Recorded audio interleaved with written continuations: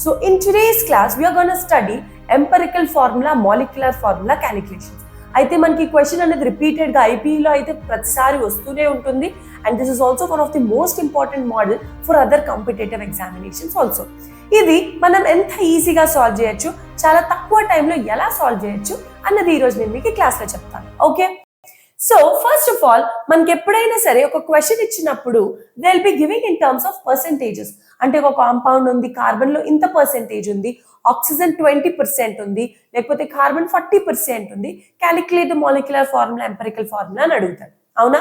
So first of all మీకు అలాగా percentages ఇచ్చినప్పుడు స్టార్టింగ్ కాంపౌండ్ ని 100% కింద కౌంట్ చేసుకోండి. 100% of the organic compound count చేసిన తర్వాత what you have to do, convert percentage into grams. First one, convert the percentage into grams. అంటే suppose carbon 24% ఇచ్చాడు అనుకోండి, దీని అర్థం ఏంటి అంటే 24 grams of carbon is there. Okay, తర్వాత second step, now calculate number of moles. Moles ఎలా calculate చేస్తారు? Simple formula, given mass by molar mass. ఇప్పుడు ఫర్ ఎగ్జాంపుల్ కార్బన్ 24 grams ఉంది, సో నంబర్ ఆఫ్ మోల్స్ ఎంత, మాస్ ఎంత 24, molecular weight of carbon is 12, so number of moles is 2. అయిపోయిందా? Next number of moles అన్ని elements కి ఇచ్చిన question లో calculate చేసిన తర్వాత so take out the smallest number. ఆ స్మాలెస్ట్ నంబర్ ని ప్రతి నంబర్ ఆఫ్ మోల్స్ తో డివైడ్ చేయండి, divide by smallest number.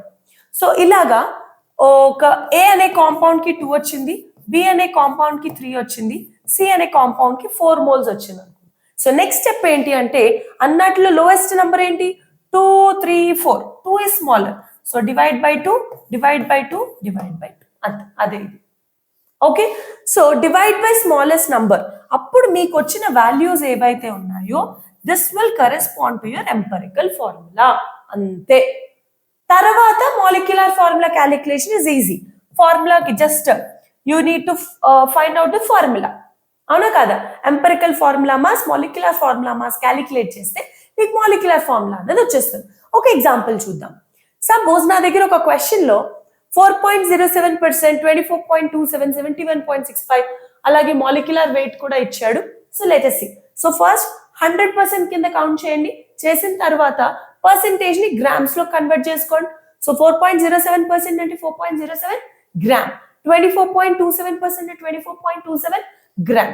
So grams కింద కన్వర్ట్ చేసిన తర్వాత నెక్స్ట్ స్టెప్ ఏమని చెప్పాను, you have to calculate the number of moles. So ఒక టేబుల్ వేసేసుకోండి, ఎలిమెంట్స్ ఏమేమి ఉన్నాయి, మాస్ ఏమేమి వచ్చింది, నంబర్ ఆఫ్ మోల్స్ క్యాలిక్యులేట్ చేయండి.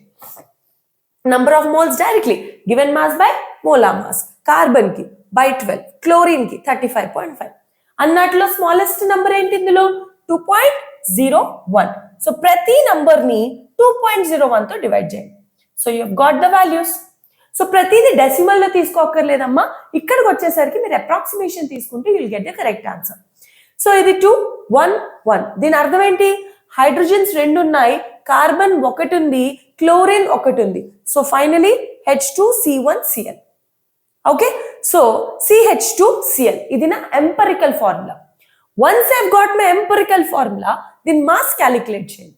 అది వచ్చిన తర్వాత n వాల్యూ అంటే molecular formula mass by empirical formula mass. Molecular mass already వాడు ఇచ్చాడు, so take that value, upon this value will be getting your n. ఈ వచ్చిన n వాల్యూని మీ ఎంపెరికల్ ఫార్ములా ఏదైతే ఉందో దీంతో మల్టిప్లై చేయండి. So what you get, C2H4Cl2. అంతే, simple. Hope this helps you.